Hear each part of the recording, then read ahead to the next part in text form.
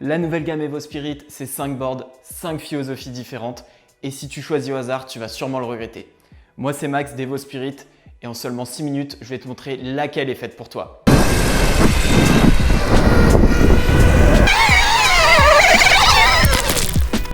On commence directement avec ce longboard électrique, le Explorer V2. Donc le Explorer V2, c'est un longboard électrique accessible, que ce soit en termes de tarifs, c'est le moins cher de ces 5 skates, mais aussi en termes de pratique. Donc pour découvrir le skate électrique, c'est parfait. Que ce soit en street ou en tout terrain, il aura plein de roues disponibles pour s'adapter à votre pratique. En plus de ça, il est monté en moteur à courroie, donc ce qui va permettre de venir changer de roue en moins de 5 minutes. Et justement, en parlant de transmission, je vous présente le Explorer V2 Pro. Donc la plus grosse différence avec le Explorer V2, c'est justement la transmission qui n'est plus à courroie mais en gear drive.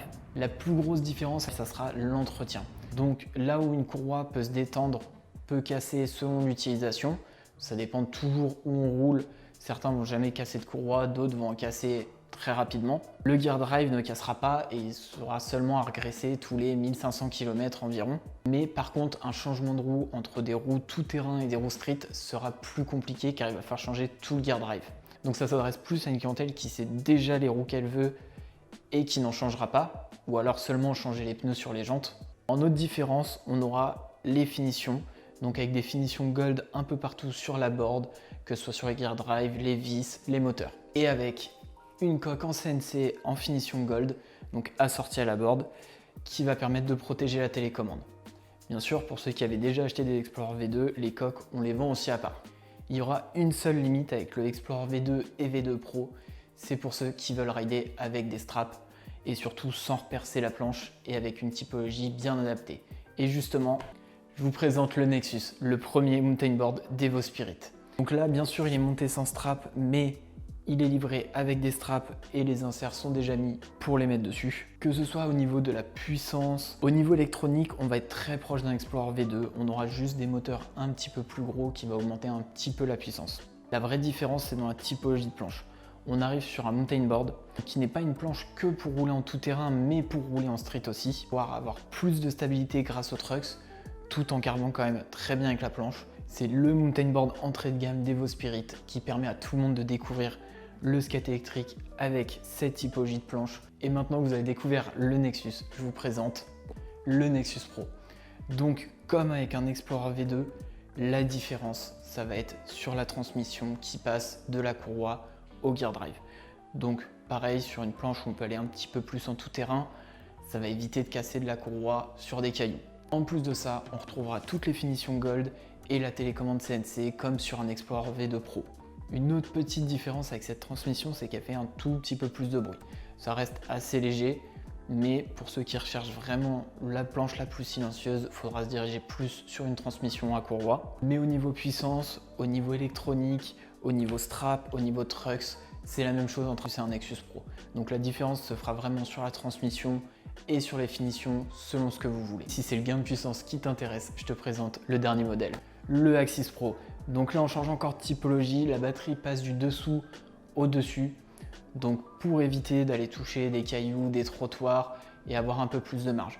Même si les batteries peuvent encaisser beaucoup de chocs, si on veut éviter de la rayer, on aura moins de chance là en étant plus haut.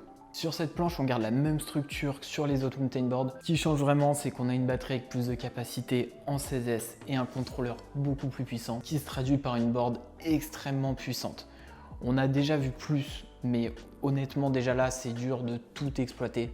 Même pour nous, on s'est fait surprendre la première fois. Et surtout, on reste sur un setup qui reste assez léger. Un peu moins de 17 kg avec cette batterie-là. Et on a aussi une batterie long range où on va atteindre les 20-21 kg. Pourquoi ce choix de deux batteries? C'est justement pour en avoir une un petit peu plus freestyle, mais qui fera que 20 km d'autonomie.